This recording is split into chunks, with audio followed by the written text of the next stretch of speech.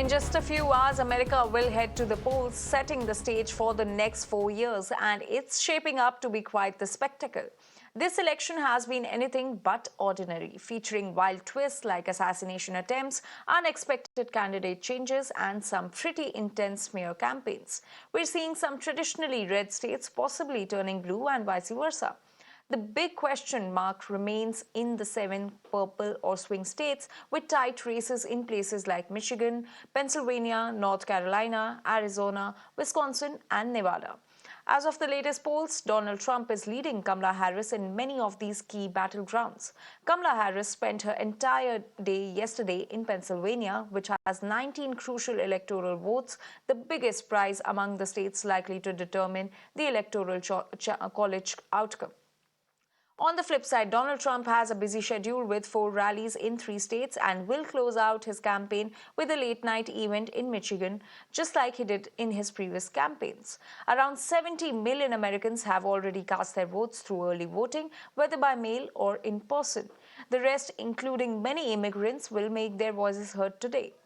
After that, we dive into the complex process of counting these votes, which could wrap up by November 6th or will take a few weeks with the final deadline of December 11th. Generally, counting starts as soon as polls close in each state. While the popular vote winner will be declared once all the counting is done, there could be moments when a projected winner is announced in one state while voting is still happening in another. To understand how America decides its president, Ritangshu is here to break it down for us.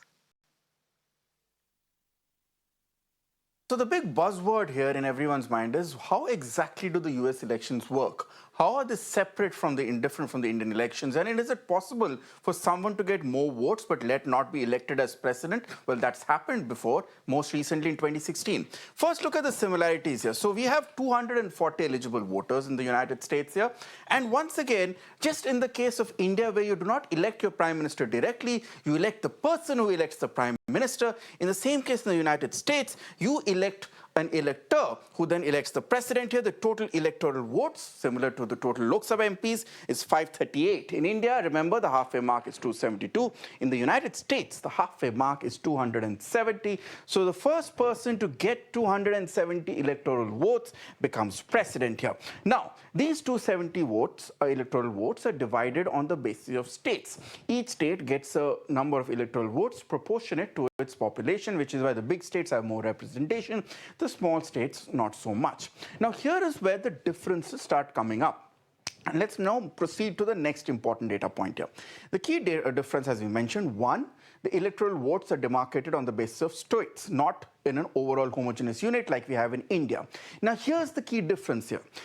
Say in Uttar Pradesh, which has 80 Lok Sabha seats here, it is possible for, say, the BJP to get 50 and for the Samajwadi Party to get 30 based on the number of votes they get. However, in the United States, in every state, it's winner take all. So, for instance, in a state like Texas, which is one of the largest states with 38 electoral votes, if a Republican candidate, in this case Donald Trump, even if he gets 1 vote more than Kamala Harris, he gets all 38 electoral votes in his kitty. So, winner take all is a very important thing. And as a result, historically, there are some states which have always voted Republican. Historically, there are some states which have always voted Democrat. So these are states which are seen as banker states. There are some states which are known to swing between Republican and Democrats, and those are known as the swing states. The election always focuses around them.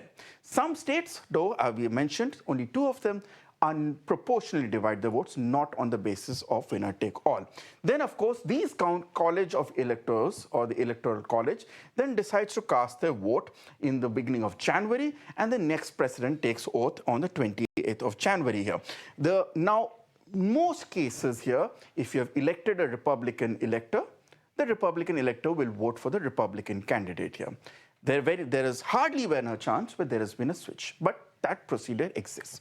So let's then wrap it up by comparing the 2 electoral processes. As we see, 538 electors are selected based on each state's results here.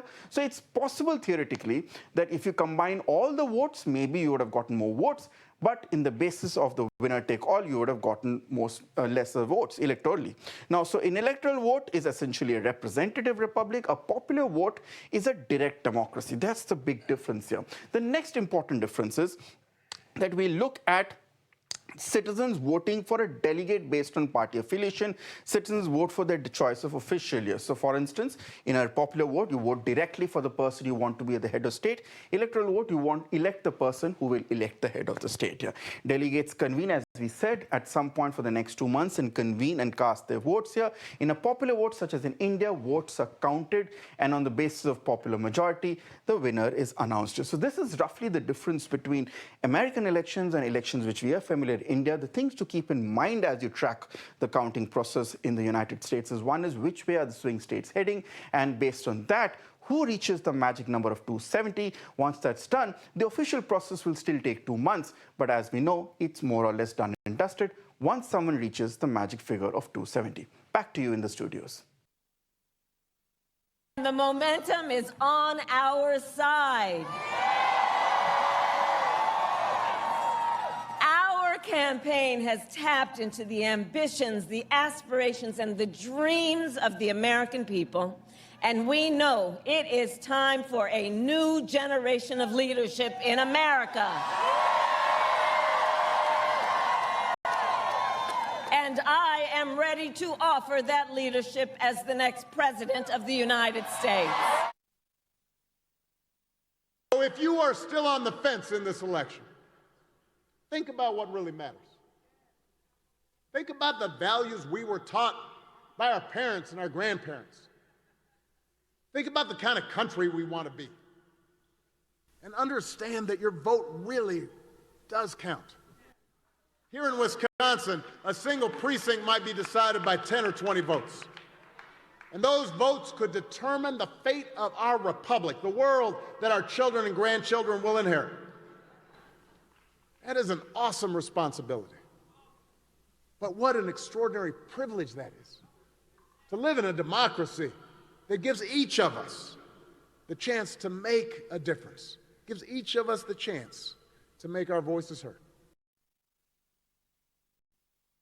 Unless something happens in the next 24 hours, 36 hours, President Trump is going to win. Now, second, and the difference here is going to be the Hindu and Indian vote in the battleground states, which is almost 1 million votes in the battleground, 7 battleground states when you combine them. So that's what is happening.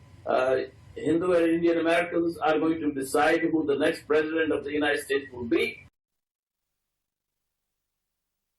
Well, some Republicans are also supporting Kamala Harris. Why is that?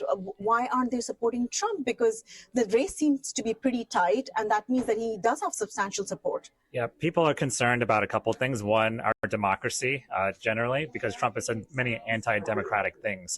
And January 6th, things like that were very difficult for our community and for our country. And so we want to make sure that we protect that. Locally, actually, federal workers here are actually under attack. He would fire federal civil servants if elected. And so that's really bad for our economy here. And so you see a lot of Republicans that work in the federal government who are supporting our campaign. Sure. You have Indian origins. And what do you think the outcome of the presidential elections could mean for India and Indian immigrants who are living in the U.S.? Yeah, for India, I just want to make sure we have a strong U.S.-India relationship, regardless of who's president.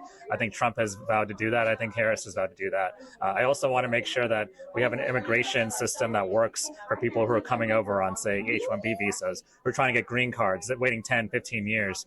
My parents immigrated here in the late 70s. They got their green card in 3 months. And so we need to do more for people when it comes to legal immigration. We can do border security. We can try to address undocumented immigrants as well. But let's do more on legal immigration and for the Indian diaspora.